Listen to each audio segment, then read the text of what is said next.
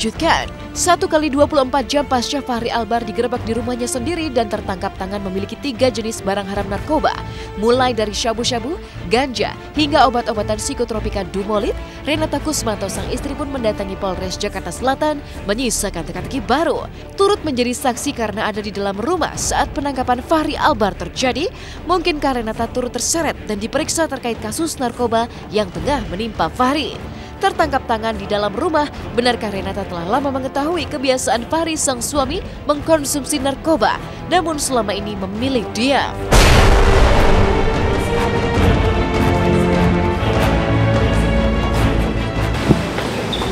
Itu bawa apa Mbak Renata? Bawa baju aja sih.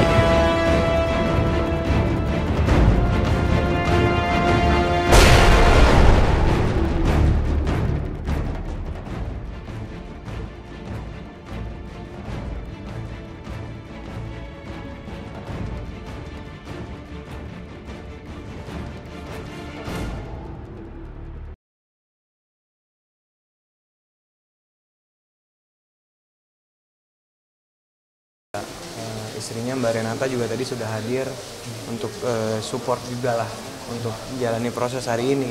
Agendanya hari ini masih pemeriksaan tambahan yang tadi malam kan kita minta waktu untuk di break istirahat dulu karena kondisi klien kami Fahri Albar itu kondisinya masih agak sedikit capai dan hari ini alhamdulillah juga sudah siap untuk dilakukan pemeriksaan lanjutan.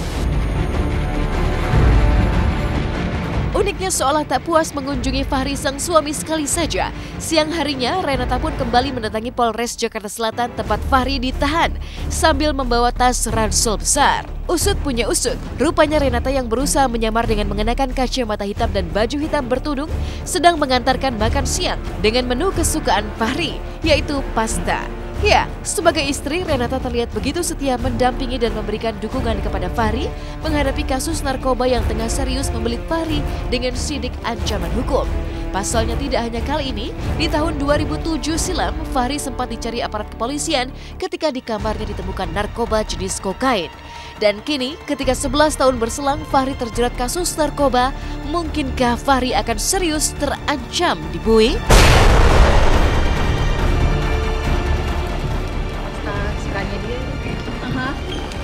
Ada rencana direhab, Mbak. Anak-anak akan dibawa, Mbak. Kondisinya gimana, Mbak? Lepas. Udah.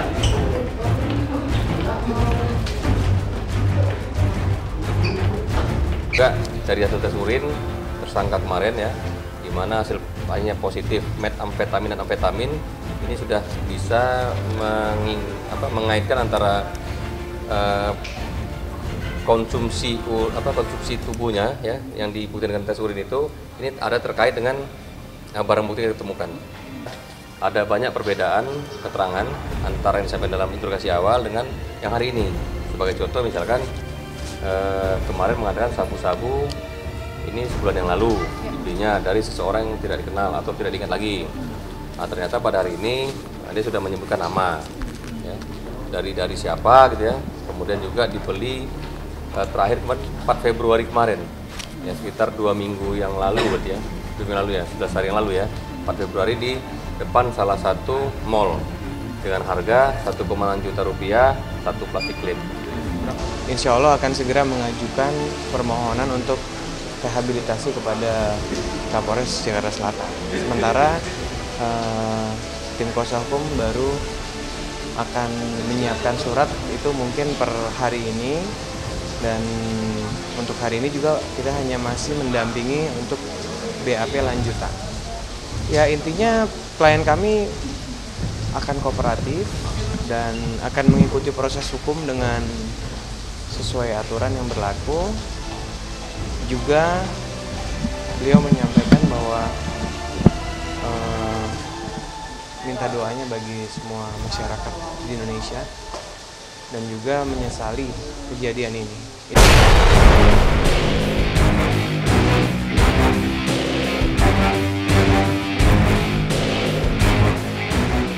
Ironisnya, di hari yang sama dengan tertangkapnya Fachri Albar, model Roro Fitria juga tertangkap di rumahnya di kawasan Ragunan, Jakarta Selatan akibat kasus yang sama, barang haram narkoba. Tertangkap karena polisi tengah menciduk kurir yang mengantarkan narkoba jenis sabu-sabu pesanan Roro. Roro yang biasa memperlihatkan sikap ceria pun mendadak mengurai mimik wajah yang 180 derajat berbeda. Mengenakan baju tahanan Polda Metro Jaya warna oranye, Roro tak lagi mengumbar senyum dan hanya bisa menghela nafas susah. Mengenangkan nasibnya yang tertangkap tangan tepat di hari Valentine dengan mencoba memesan barang haram senilai 5 juta rupiah.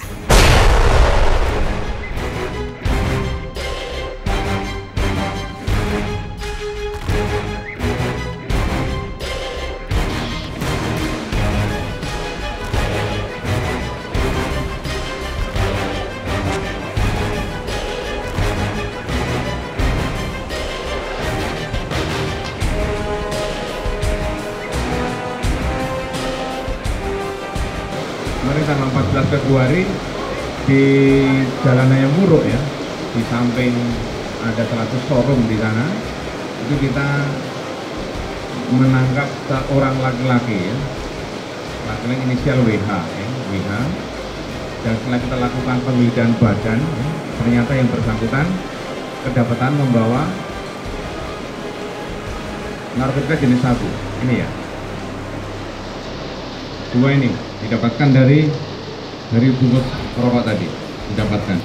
Ternyata dia mendapat pesanan ya, dari RF ya. Jadi RF itu menghubungi Wawan, saya menghubungi BH ini untuk memesankan atau mencarikan narkotika jenis sabu. Penangkapan dan penggeledahan dilakukan di rumah RF. Ditemukan, kami menanyakan betul yang bersangkutan. RF mengatakan, ya, saya memesan ke WH. Kemudian bukti chat di handphone masing-masing ada. Kemudian bukti pemesanan dan betul RF mentransfer sejumlah uang sebesar 5 juta.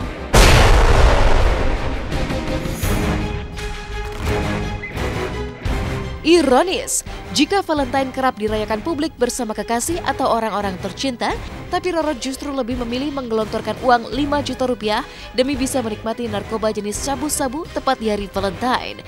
Apa yang terjadi dengan Roro Fitria? Kerap mengumbar kehidupan mewah lengkap dengan mobil sporty mahal senilai miliaran rupiah. Mungkinkah hidup Roro belum cukup bahagia hingga membutuhkan penghiburan dari narkoba? Dia memesannya baru ini ya, tapi dia pernah menggunakan juga, 2 kali. Kemudian kira-kira untuk apa gitu? Informasinya akan digunakan tanggal 14 malam. 14 malam itu hari Valentine. Ternyata paginya jam 10.20 ditangkap TKP 1, jam 13 ditangkap TKP 2. Bersangkutan kita kenakan pasal 112, 114, dan 132 ya, 32 berkaitan dengan kesepakatan dengan namanya antara rumah penghubung.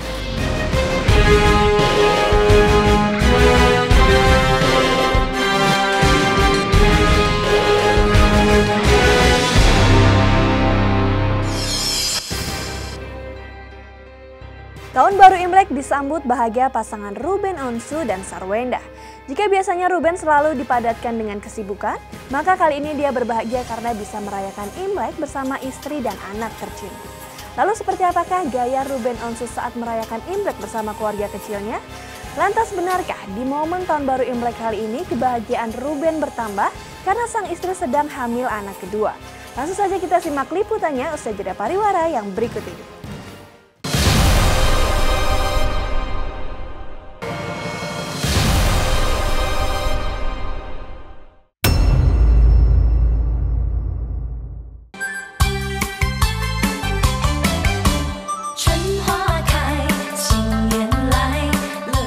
Rintik hujan yang mewarnai Hari Raya Imlek seolah menandai hujan berkah di momen perayaan Imlek keluarga Sarwenda dan Ruben Onsu. Bagaimana tidak, merayakan momen Imlek di rumah keluarga Sarwenda, tiba-tiba saja Hendrik Lo dan Rospita Choa, orang tua Wenda, dibuat terkejut oleh kedatangan seorang tamu wanita. Rupanya wanita tersebut adalah dealer yang mengantarkan mobil mewah, hadiah kejutan dari Ruben dan Sarwenda. Sontak saja, kedua orang tua Sarwenda pun memasang wajah haru sekaligus bahagia, karena di tengah perayaan Imlek keluarga mereka, sebuah berkah hadiah tiba dan menyemarakan suasana Imlek mereka.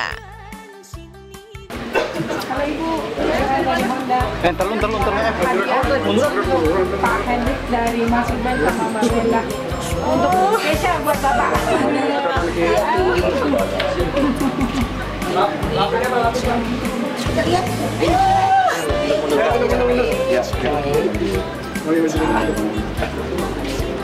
Silakan. Ini mau dapat Bapak.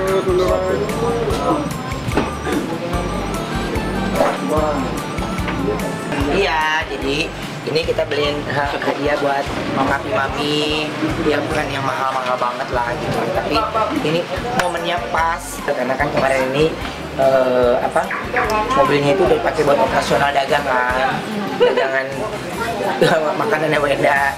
Jadi papi mami itu udah gak ada mobilnya lagi gitu. Jadi biar karena papi mami kan sering nganterin Thalia ya. Jadi semenjak mobilnya dipakai buat operasional tuh jadi sulit buat nganterin Thalia. Sementara kan papi rajin banget setiap hari ketemu sama cucunya gitu. Jadi akhirnya aku beli mobil deh mobilnya. Yang mau. Terima kasih banyak ya. Gimana Pak? Ya, semua. Ya Pi. Ya, terima kasih. Amin. Senang sekali. Luar biasa. Tahu nggak sih Om sebenarnya Om sama Tante bakal dikasih? Nggak tahu saya. Nggak tahu lah, surprise. Ada Imlek ya, ada Imlek ya. Iya dong.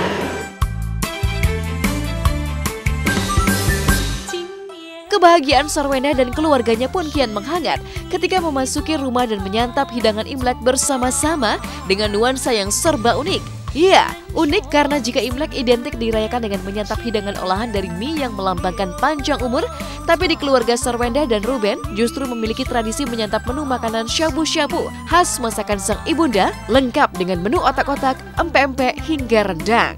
Tak lupa menu lontong cap gomeh kesukaan Ruben sang menantu juga disediakan oleh orang tua Sarwenda, membuat presenter satu itu langsung segera lupa dengan program diet yang selama ini ketat dijalani Ruben.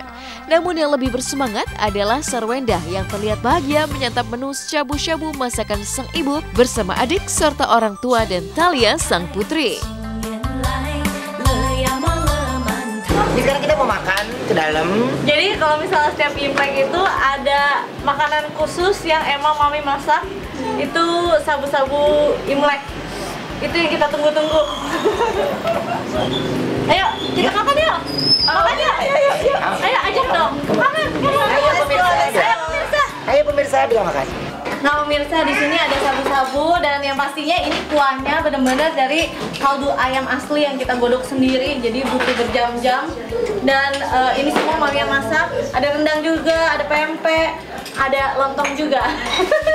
Jadi terkesannya kalau sabu-sabu memang biasa, tapi karena kalau di kami ini menjadi tradisi. Terus kalau ini itu ada ayam kodok gitu, jadi kayak di dalamnya ada diisiin makanan gitu. Gimana kita makan? Jauhan aja jauhan.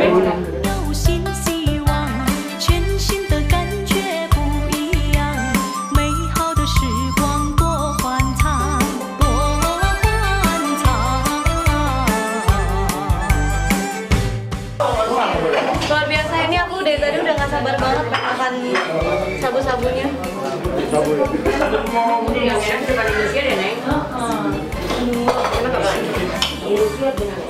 Ini udah biasa ya, turun-temurun buat makan ini. Kalau bahasa Ijunya Juang Lo. Itu ikan. Yang kita tunggu adalah makan barengnya, ngumpul bareng, karena kan ngumpulin semua keluarga itu kan susah. semua pasti punya kegiatan masing-masing dan pas hari raya itu adalah waktu yang pas. Puas menyantap makanan khas Imlek keluarga, giliran Sarwenda dan Ruben membagi-bagikan bingkisan angpau kepada keluarga, tetangga, terutama si kecil Thalia, agar sejak dini sudah mengerti tradisi leluhur keluarganya.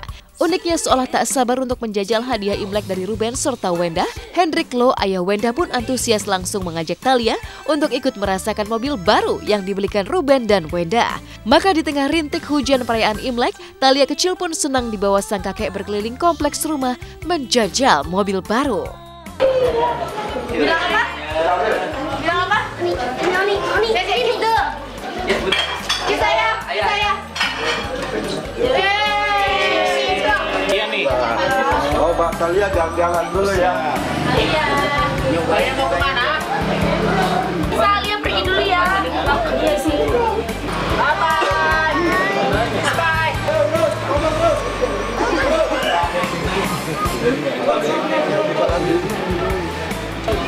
Iya, pagi tontar nih, Sur. Kalau kita kan sebagai anak sebenarnya nggak perlu orang tua cerita, kita tahu apa yang dia perlukan gitu. Cuman kalau papi mami itu udah pengganti orang tua saya sih, jadi saya peka apa yang sebenarnya dia inginkan gitu. Papi mami nggak pernah minta, jadi mesti kita yang ngasih. Kita ngasih aja dia pasti nolak dulu. Baby I love you, ku temukan cinta sejati. Bahagia merayakan Imlek dengan hadiah khusus, kondisi Sarwenda yang terlihat sangat senang dan bersemangat menyantap hidangan syabu-syabu masakan ibundanya pun menjulangkan pemandangan penuh teka-teki. Berkali-kali mengundang rasa penasaran publik dengan bungkam soal kabar kehamilan kedua Sarwenda yang terlihat memeriksakan diri ke dokter. Mungkinkah Sarwenda tengah ngidam masakan Imlek sang ibu hingga terlihat begitu bahagia? Jawabnya justru mengejutkan. Enggak, dia dijawab ya. Sebenarnya enggak lagi isi ke dokter itu karena pada saat kemarin itu si Wenda haidnya tuh udah 2 bulan ini mundur-mundur terus gitu. Apa istilahnya tuh? Telat terus gitu. Jadi kita pengen nanya karena telat mundurnya tuh 5 hari. Kan kirain, waduh udah telat antara iya dan tidak Iya, kan jadinya. Terus bulan berikutnya begitu lagi. Jadi konsultasi lah ke dokter. Belum. Sedikasinya aja lah, tapi Thalia masih posesif sih. Iya, Thalia masih posesif banget. Apalagi waktu dia bilang, Thalia mau punya baby nggak? Dia tidurnya makin kenceng. Makin meluk, makin ini gitu. Jadi ya saya menikmati itu. Ya, kita berdua mau ngucapin 恭喜发财，新年快乐，万事如意，年年万岁，红包拿来。Terima kasih. 1 tahun merajai top rating televisi nasional, para pemain Anak Langit pun tidak lupa bersyukur dan berbagi dengan cara yang menyentuh hati. Pasalnya, Dylan Carr, Hana Saraswati, dan para pemain sinetron Anak Langit lainnya beramai-ramai mendatangi panti tunaganda dan memberikan bantuan. Lantas mengapa Dylan yang biasa tampil sangar tiba-tiba saja menangis? Ada apakah dengan Dylan? Langsung saja kita simak liputannya usai jeda pariwara yang berikut ini.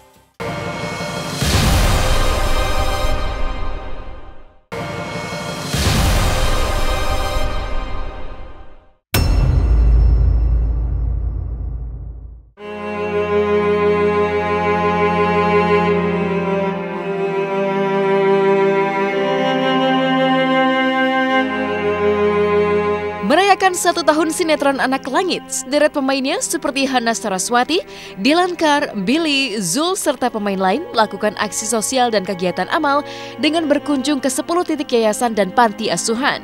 Dan Kamis kemarin, pasangan Hana Saraswati, Dylan Carr, dan kawan-kawan datang ke panti tunaganda di kawasan Depok, Jawa Barat. Di tempat itu, para pemain sinetron Anak Langit berinteraksi dengan sekitar 30 penghuni panti, dari anak-anak hingga yang sudah dewasa. Selain menghibur, di panti tunaganda tersebut, Hana, Billy, dan sejumlah pemain tampak asik turut serta mengajari anak-anak seperti berhitung dan menyusun puzzle.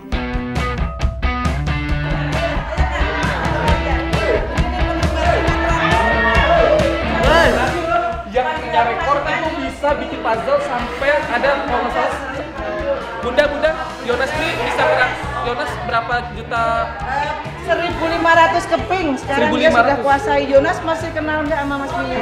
Kenal, masih ingat. Ini namanya Hana temanku. Salam dulu. Namanya Jonas. Dia bisa nih 1.500 bikin. Yang ini 1.000 keping. Udah lewat. Ya. Kamu suka? Ya, dia masih ingat baju. Siapa namanya dia? Lagi. Tambah 29, 37. Ya, tambah 29.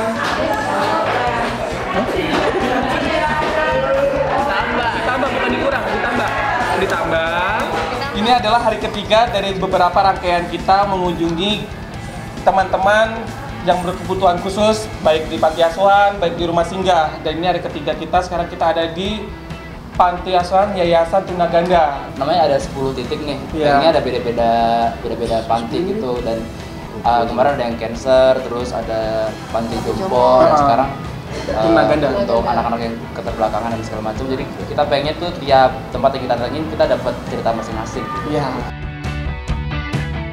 Di Panti Tunaganda tersebut, pemain Anak Langit tak hanya melihat proses pembelajaran anak-anak berkebutuhan khusus, mereka juga melihat langsung proses pengobatan seperti fisioterapi. Meski dengan segala kekurangan, para penghuni panti tetap tak kehilangan semangat hidup mereka. Dan semangat ini pula yang menular dan menjadi pelajaran berharga bagi para bintang sinetron Anak Langit. Biar keluar suaranya.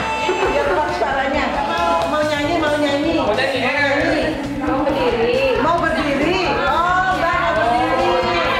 Berdiri Kak. Kayak amazed aja ngeliat mereka, gimana mereka semangatnya ngejalanin terapi-terapi keseharian mereka. Terus mereka juga ramah-ramah di kamar kita juga. Tadi gimana lu? Jadi apa ya, kalau buat saya pribadi sih kayak bersyukur jadinya, karena untuk ukuran anak-anak seperti mereka aja semangatnya luar biasa gitu. Apalagi kita yang diberi kayak normal segala macam harus lebih semangat daripada mereka sih. Ya sedih sih yang lihat mereka dengan keadaan kayak gitu. Tapi yang bikin gue kagum sih, mereka tuh punya the willpower to keep living on aja. Itu yang bikin gue kagum sama mereka. Mereka nggak patah semangat, mereka terus jalanin sehari-harinya mereka, dan walaupun keadaan mereka kayak gitu, luar biasa sih.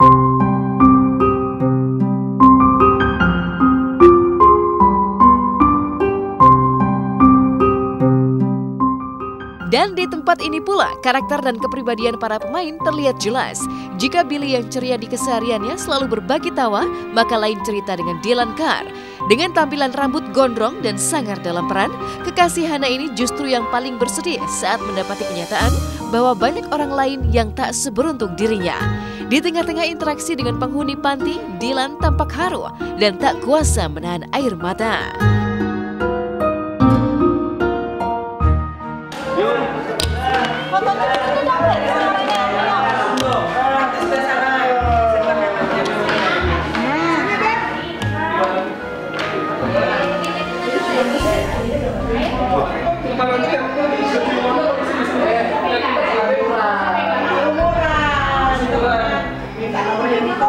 Tadi gimana puzzle-nya udah selesai? Ya. Udah selesai? Selesai. Udah? Berapa tuh bintangnya? Berapa banyak? 1.500. 1.500. Pasalnya sudah selesai belum? Sudah. Terima kasih Kak. Sama-sama. Tangis pilu Dylan Carr membuatnya tak bisa berkata banyak. Air matanya menjadi isyarat betapa bersedihnya ia melihat kondisi para penghuni panti. Apalagi ketika tak hanya satu kekurangan dari setiap penghuni panti, bahkan ada yang memiliki 6 kekurangan.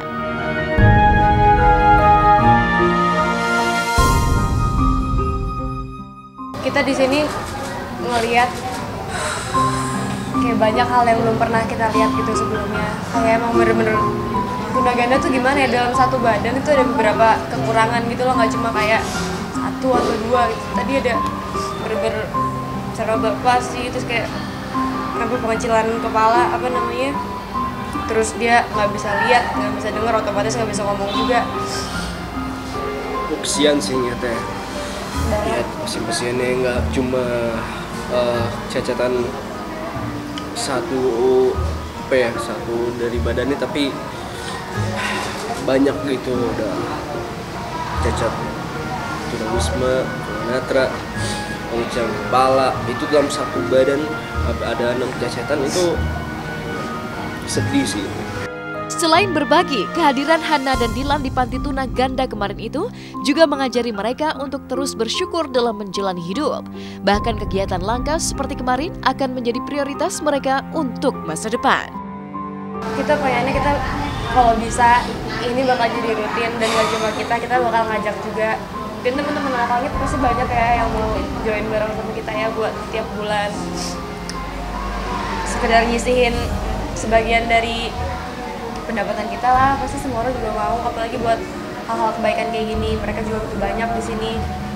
Kenapa segitu telatnya ya kita bisa nyampe ke tempat ini, kayak segitu telatnya kita diketuk hati buat bersyukur gitu.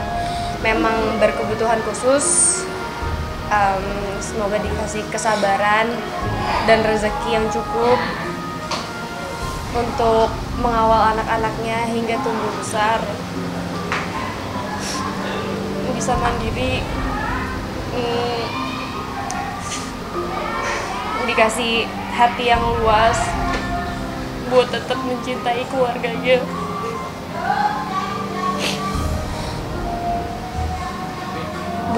Mereka butuh support, butuh kasih sayang, sama kayak kita butuh gitu, sama kayak orang-orang yang lain butuh.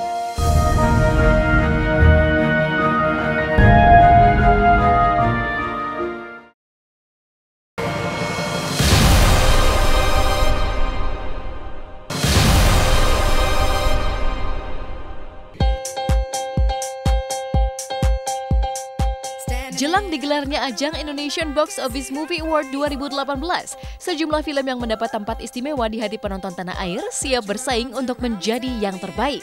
Setelah mengetahui hasil dari film-film terlaris di Indonesia, materi film tersebut diserahkan ke pihak SCTV untuk kemudian diberikan kepada para juri. Dan Kamis kemarin, film Jay Langkung dan Surat Cinta untuk Starla yang juga mendapat raihan penonton memuaskan menjadi film yang sudah diserahkan. Bagi Jeffrey Nicole yang berperan sebagai Hema, bisa masuk nominasi di ajang IBOMA 2018 sudah sangat membanggakan.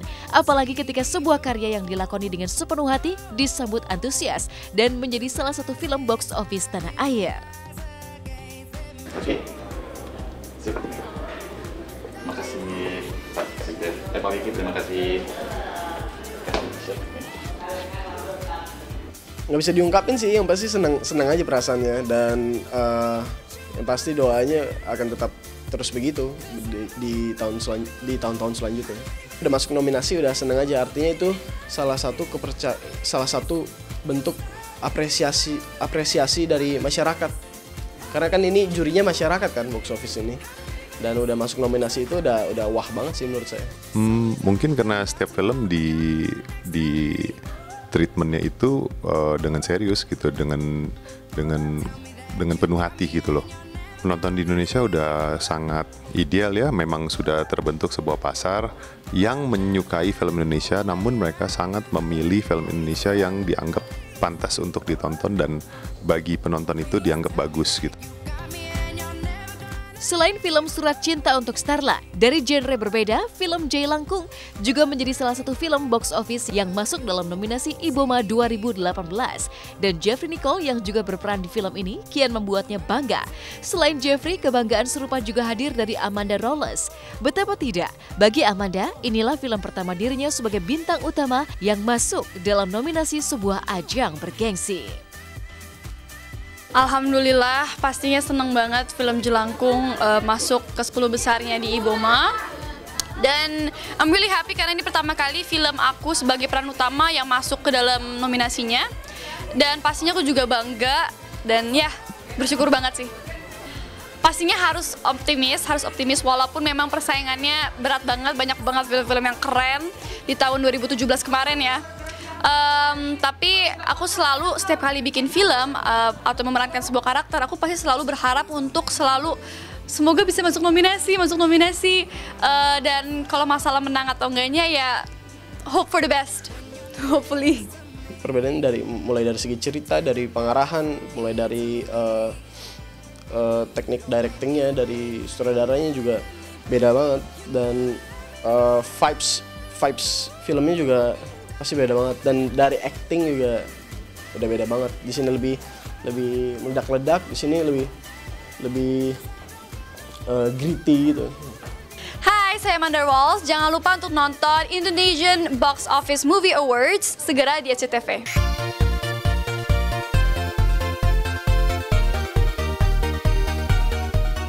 Melihat film yang dibintangi disambut antusias penonton menjadi kepuasan terbesar bagi setiap pemeran. Ini pula yang dirasakan oleh Michelle Sudit saat filmnya London Love Story 3 ditonton oleh banyak pecinta film tanah air. Bahkan saat momen Valentine lalu, Michelle dibuat bangga ketika bangku bioskop di salah satu mal di Depok yang memutar film London Love Story 3 terisi penuh. Selain itu, kehadiran Michelle di Depok juga berkesan ketika ia memberikan hadiah berupa coklat dan bunga untuk sejumlah penonton. Ada yang mau dapat coklat nggak sama bunga dari Michelle? Sebutin 5 cast London Love Story 3.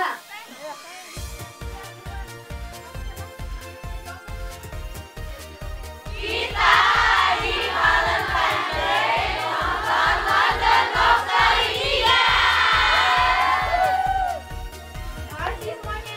Alhamdulillah di Depok rame, dan aku emang dapat kabar juga di beberapa tempat, beberapa titik di Depok full house, dan kebetulan hari ini kita special Valentine Days nyamperin Depok dan tidak kecewa sama sekali.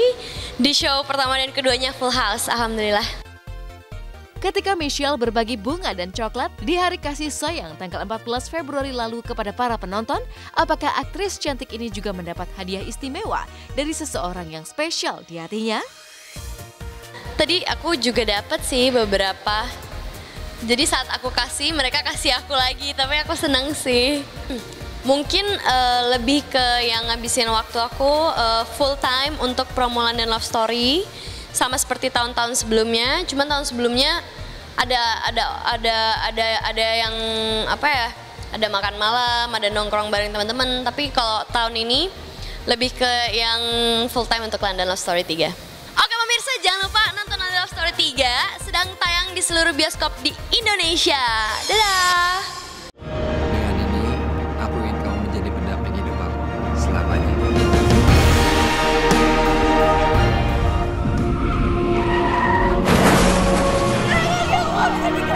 Dan lo harus siap kalau suatu saat karena lumpuh total.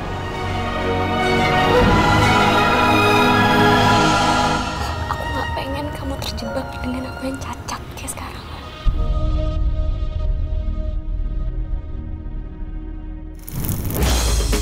Sementara itu, setelah 14 tahun, seperti apa Shandy Aulia menjalani peran sebagai Tita yang jauh berbeda dari karakternya di film Evil I'm in Love pertama.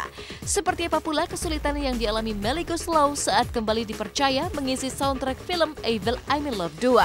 Sesaat lagi hanya di Hot Shot.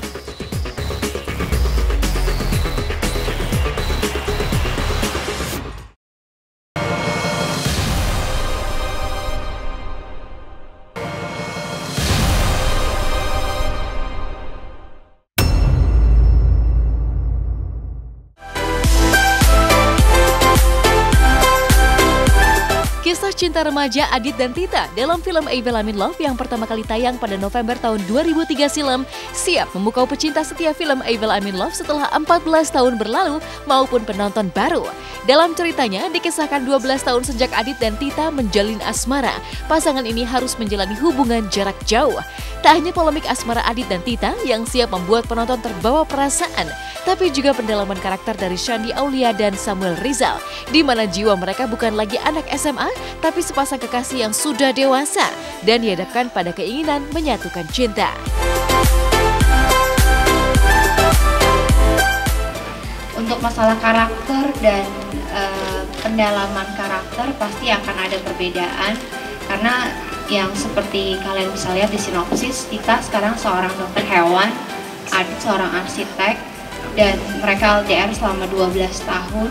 So, dalam 12 tahun itu pasti banyak hal yang terjadi dalam sebuah hubungan. Itu yang unik, tapi yang sangat terasa berbeda adalah jiwanya Tita dan Adit itu ya sudah berbeda dari yang mereka masih SMA. Jadi saya nonton berulang-ulang Evolve I'm in Love pertama, saya karena ini kan 14 tahun kemudian. Jadi saya harus merefresh banyak. Karena waktu itu saya juga masih 22 tahun. Jadi saya mengulang-ulang Evolve I'm in Love 1, saya bedah karakter Adit seperti apa, pradeganannya seperti apa, keseluruhan filmnya seperti apa, dan kita masuk ke proses reading selama 6 bulan. Tak hanya dari pemain, film Evolve I'm in Love 2 juga kembali mempercayakan soundtrack film kepada pasangan Melly Goeslaw dan Ante Hood. Dan kesuksesan film Evolve I'm in Love pertama menjadi tantangan tersendiri bagi Melly agar membuat karya yang jauh lebih baik lagi. Evolve I'm in Love adalah bayi saya yang kedua. Ketika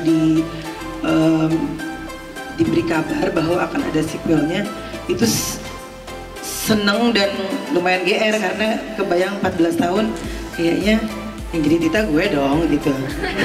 Nggak taunya tetap dikasih soundtrack. Quality ya, quality dan bagaimana cara pengerjaannya itu seserius apa gitu, sedalam apa, karena menurut saya sentuhan sama rasa itu nggak bisa dibohongin. Lo kan sama Adit pacaran udah lama, jadi mungkin banget kan kalau malam ini Adit bakal ngelamar lo. Ingin ku sambung, tapi ku hilang saat kau hadir menepis semua gundah. Tit. Nama gue Tita, bukan Tit. Ya karena Tita, makanya gue panggil Tit.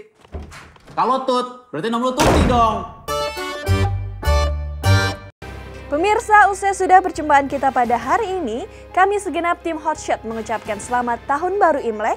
Semoga kemakmuran selalu menyertai kita semua pada tahun ini. Gong Si Facai.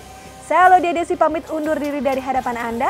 Jangan lupa saksikan terus Hotshot setiap hari Jumat, Sabtu, dan Minggu pukul 9 waktu Indonesia Barat. Pastinya hanya di SCTV 1 untuk semua.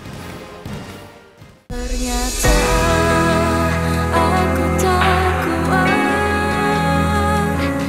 berada di lingkaran ini, lingkaran antara aku, engkau dan dia. Mungkin sudah suratan harus berakhir.